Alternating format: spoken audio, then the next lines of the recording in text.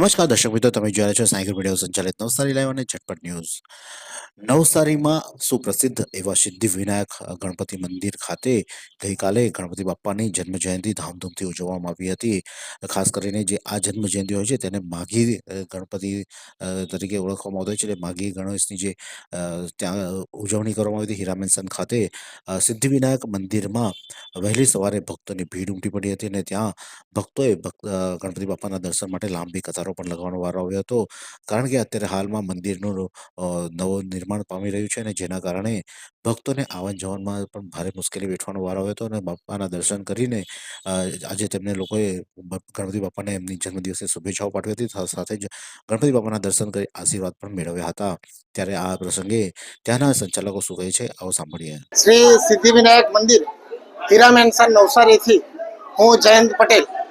આજે માગસર મહિનાની સંકટ ચોથ હોય, જે સંકટ ચોથ ગણેશ જયંતિ તરીકે ઓળખાય છે અને આ ગણેશ જયંતિનું પુરાણોમાં ખૂબ જ મહત્વ છે. ખાસ કરીને સંતાનો બાબતે આ સંકષ્ટી માઘ મહિનાની જે સંકટ ચતુર્થી છે એનું પુરાણોમાં ખૂબ મહત્વ છે.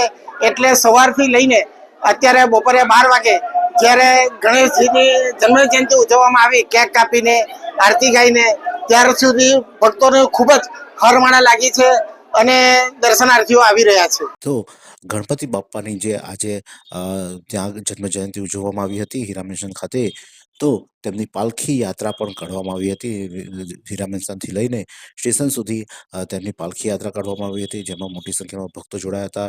ડીજેના તાલ સાથે ગણપતિ બાપ્પા મોરિયાના નાદ સાથે તેમની પાલખી યાત્રા યોજાઈ હતી અને મોટી સંખ્યામાં ભક્તો તેમાં જોડાઈ અને ગણપતિ બાપ્પા ના દર્શનનો લાભ લીધો હતો. રસ્તે આવતા જતા લોકો પણ ગણપતિ બાપ્પાના દર્શન કરીને ધન્યતા અનુભવી હતી.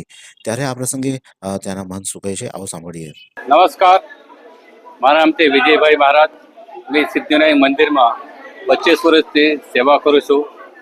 આજે ગણેશ જયંતિ, ગણપતિ દાદાના જન્મોત્સવ સવારે 6 થી 8માં ગણપતિની મહાપૂજા થઈ, પછી 8 વાગે આરતી થઈ. 8 વાગ્યા પછી નવસારીના તમામ ગણેશ ભક્તોથી મોટી સંખ્યામાં દર્શન કરવા માટે લાઈન લાગેલી છે અને સાંજ સુધી હજારો લોકો મોટી સંખ્યામાં ભક્ત આવશે. બપોરે 12 વાગે આરતી થઈ, પછી ગણપતિ દાદાના કેક કાપીને જન્મ ઉત્સવ એક ધામધૂમથી મનાવવામાં આવ્યો. અને બધી જ્યાં ગણેશ ભક્તો બર્થડેમાં ઉપસ્થિત હતા બધાને કેકની પ્રસાદી આપવામાં આવી. અને સાંજે 4 વાગે ગણપતિ દાદાની પાલખી યાત્રા સિદ્ધિવિનાયક મંદિરથી નીકળે તો સ્ટેશન પર બામણની વાડી એક લક્ષ્મીનારાયણ મંદિર સુધી જશે. ત્યાંથી પરત ફરીને પછી સિદ્ધિવિનાયક મંદિરે આવીને પછી સાંજે મહાઆરતી થશે. નમસ્કાર. તો નવસારીમાં ગણપતિ બાપાનો જન્મદિવસ ધામધૂમથી ઉજવાયો હતો. આશાપુરી મંદિર ખાતે પણ માઘી ગણેશની સ્થાપના કરવામાં આવી હતી. તો હીરામેન્શન ખાતે પણ દર વર્ષની જેમ આ વર્ષે પણ માઘી ગણેશની ઉજવણી કરવામાં આવી હતી. ગણપતિ બાપાનો જન્મદિવસ રંગે ચંગે ધામધૂમથી ઉજવવામાં આવ્યો હતો. આ જ પ્રકારના અનોખા સમાચાર માટે જોતા રહો નવસારી લાઈવ અને ઝટપટ ન્યૂઝ. ईश्वर यहाँ है धरती पर, आंखों में, दिलों में। आओ मनाएं 14 फरवरी मातृ पितृ पूजन दिवस। मातृ देवो भव, पितृ देवो भव. We owe everything to our parents. Let's celebrate 14th February as Parents Worship Day. मातृ देवो भव, पितृ देवो भव.